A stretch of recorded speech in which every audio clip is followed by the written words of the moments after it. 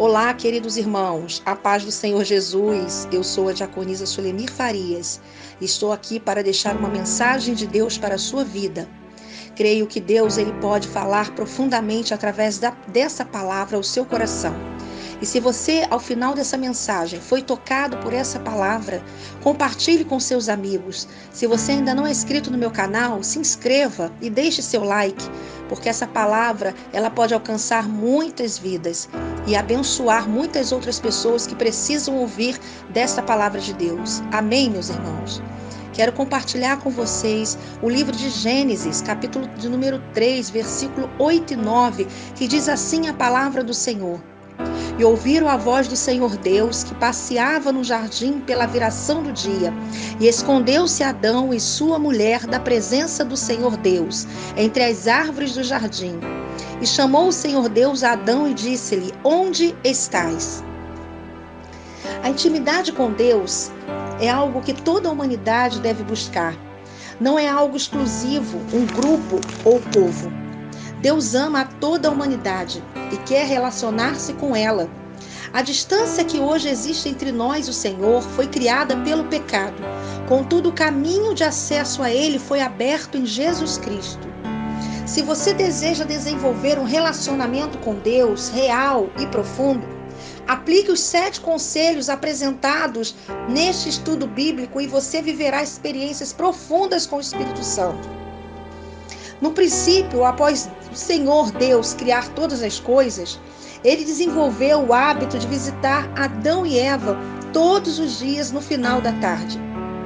O objetivo era conversar e desenvolver intimidade com a parte mais importante da criação. Contudo, certo dia, o Senhor Deus veio e não viu ninguém. Ele chamou Adão perguntando: Onde está? Deus quer estar perto do homem. Deus se importa com o homem e está à procura do homem. Foi o pecado de Adão e Eva que obrigou o Senhor a expulsá-los do Éden. A partir daí, vemos o ser humano cada vez mais longe do seu Criador. E 3 coisas que acontecem. Caim mata seu irmão Abel. O Senhor viu que a maldade humana foi ficando cada vez pior. O Senhor anuncia o juízo sobre a terra. A ideia de destruição vem à mente de Deus no momento em que a relação do homem para com ele é praticamente inexistente. Seu coração fica triste. O plano original não deu, foi manchado por nós. As escolhas da humanidade a distanciaram. Em meio a uma humanidade completamente perdida e escrava do pecado, alguém estava se comportando de forma diferente. E esse alguém era Noé. Noé buscava intimidade com Deus. Ele agradava ao Senhor com seu estilo de vida. A vida de Noé pode ser resumida da seguinte forma: ele era a única pessoa justa e íntegra na terra naquele tempo. Ele conduzia sua vida de acordo com a vontade de Deus. Noé tinha 3 filhos, Sem, Cã e Jafé.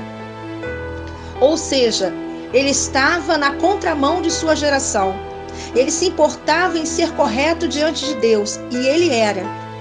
A geração de Noé não estava preocupada com a opinião do Senhor, com sua direção.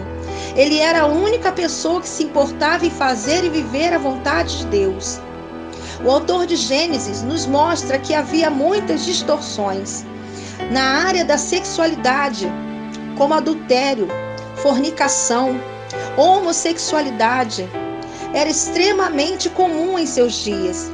Noé, contudo, era homem de família, marido de uma só mulher, e educava corretamente os seus filhos. À medida que ficavam mais íntimos, o Senhor Deus revelou a Noé sua tristeza com o ser humano e seu plano de destruir a humanidade.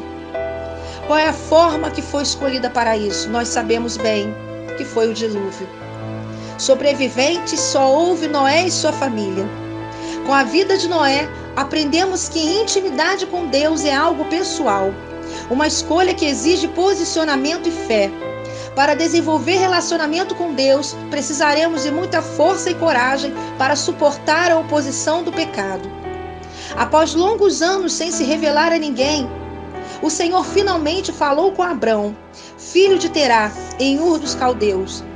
No primeiro diálogo registrado entre eles, o Senhor ordena que Abrão deixe sua família, isto é, seus pais e seus parentes, e siga para uma terra que lhe seria dada como herança.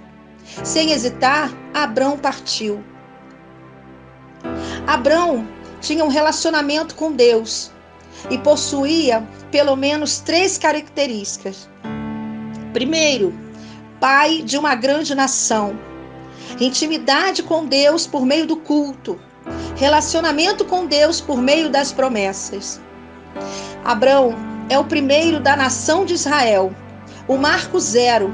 Após o fracasso de Adão e a destruição do mundo com o dilúvio, o Senhor Deus dá início ao estabelecimento de um povo separado para ele. Em sua peregrinação, Abrão começa a estabelecer lugares de culto. A sua alma parece desejar estar perto de Deus e ser o mais fiel possível ao chamado. A expressão ali edificou um altar ao Senhor e orou a ele, nos revela um Abrão crente. Só ora a Deus com o altar erguido quem crê. Ele honra a Deus não apenas com altar e oração, mas também com oferta, com parte de seus bens. Ao encontrar-se com Melquisedeque, sacerdote do Deus Altíssimo, Abrão entrega o dízimo de tudo quanto possuía. O Senhor prometeu a Abrão torná-lo pai de uma grande nação, mesmo sendo ele velho e Sara idosa e estéril. Com o passar do tempo, Abrão teme que a promessa não se cumpra, mas o Senhor o encoraja. Deus amplia a visão de Abrão, ordenando que ele olhe para cima e conte as estrelas se puder. Em seguida, prometeu que tal numerosa quanto as estrelas seriam seus descendentes. Perceba que Deus considerou a fé de Abrão. O Senhor deseja ser crido. Quando não cremos, o chamamos indiretamente de mentiroso. Abrão creu na palavra do Senhor, isso o justificou. Com a vida de Abraão, aprendemos que intimidade com Deus exige atitude. Para que o nosso relacionamento com o Senhor floresça, precisamos ser dedicados a Ele. É necessário fé e devoção. Abrão e Sarai tiveram seus nomes mudados. O Senhor passou a chamá-los Abraão, pai de multidões, e Sara, princesa. Eles geraram Isaque, que gerou Jacó, que se tornou Israel. Jacó gerou 12 filhos que se tornaram as 12 tribos de Israel. Devido à fome que assolou toda a região de Canaã, eles desceram ao Egito. Descobriram que seu irmão José, que foi covardemente vendido por eles, era o governador. José libera perdão e Israel e todos seus filhos são acolhidos no Egito com suas famílias por muitos anos. Até que os anos se passaram e José e todos seus irmãos morreram. E um rei que não conhecia a história de José assumiu o comando do Egito. Israel passou a ser duramente assolado. Fazer trabalho escravo, torturas, fome, opressão passaram a fazer parte de seu dia a dia. No meio de sua loucura, Faraó deu ordens para que todos os meninos nascidos de hebreu fossem jogados no rio Nilo. Seu objetivo era eliminar a resistência dos filhos de Israel.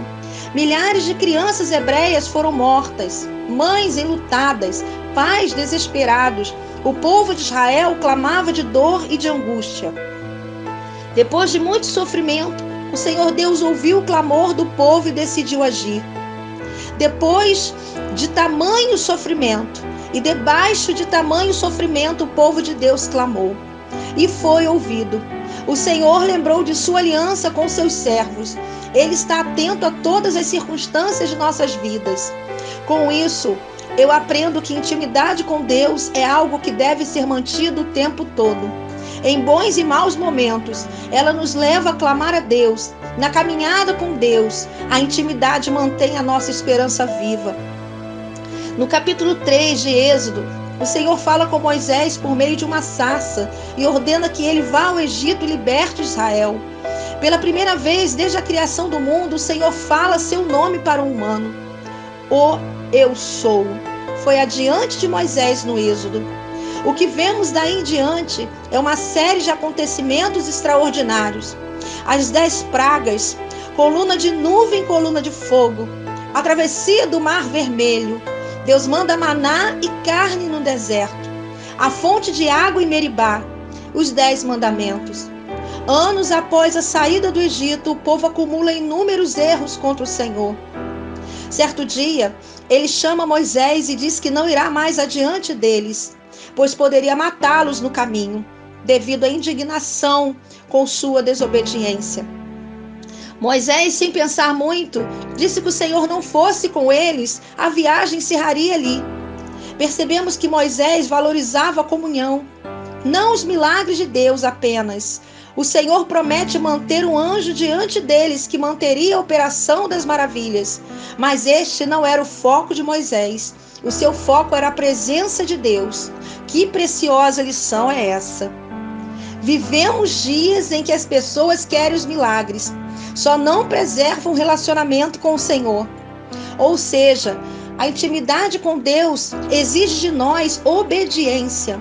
Se formos obedientes, os milagres e a manifestação das maravilhas serão uma consequência em nossas vidas. O relacionamento com Deus valoriza a presença dele. Na oração chamada de Pai Nosso, o Senhor Jesus introduz chamando Deus de Pai. É assim que Jesus o chama. O Mestre dos Mestres inaugura um novo conceito de intimidade com Deus. A relação paternal, conforme escreveu o apóstolo Paulo em Efésios capítulo 2, versículos 18 e 19, onde somos descritos como família de Deus. Este trecho bíblico nos mostra que só podemos nos aproximar de Deus por causa daquilo que Cristo fez por nós. A graça nos torna conhecidos do Senhor, membros de sua família. Nos dias atuais, existem muitos ensinos, doutrinas e denominações. Cada um apresenta o reino de Deus da forma que crê. No entanto, nem sempre é a forma como a Bíblia ensina. Devemos evitar esse tipo de armadilhas e estar atento a elas. Primeiro, mantenha a leitura diária regular das Escrituras, ao menos uma vez por dia. Tenha no mínimo uma boa Bíblia de estudo para que você possa entender e compreender melhor a palavra do Senhor. Tenha pelo menos um momento de oração eficaz no seu dia. Determine um tempo maior do que 10 minutos. Separe alguns dias no mês para jejuar. Combata vícios carnais que roubam o seu tempo com Deus. Priorize o reino dos céus. Procure uma boa congregação onde a palavra de Deus seja genuinamente anunciada. Tenha intimidade com Deus, porque a intimidade com Deus demanda no mínimo tempo, conhecimento e empenho. Ela promove primeiramente uma mudança de caráter e comportamento. O seu relacionamento com Deus não deve ser baseado primeiramente pelo que você sente, mas pelo que está escrito e você faz. A minha oração é que o Espírito de Deus nos ajude a viver sua vontade. Por fim, meus irmãos, eu gostaria muito de saber se você gostou dessa mensagem. E se você gostou, você pode colocar nos comentários o que você achou dessa mensagem e o que ela falou ao seu coração. Compartilhe com seus amigos essa palavra, porque creio que Deus irá abrir os olhos de muitos e fazer sinais e maravilhas. Deus abençoe a sua vida espiritual, a sua vida familiar e a sua vida em todos os aspectos. Deus é contigo. Deus te abençoe e te dê a vitória. Eu sou a diaconisa Sulemir Farias e esta foi mais uma mensagem de Deus para o seu coração.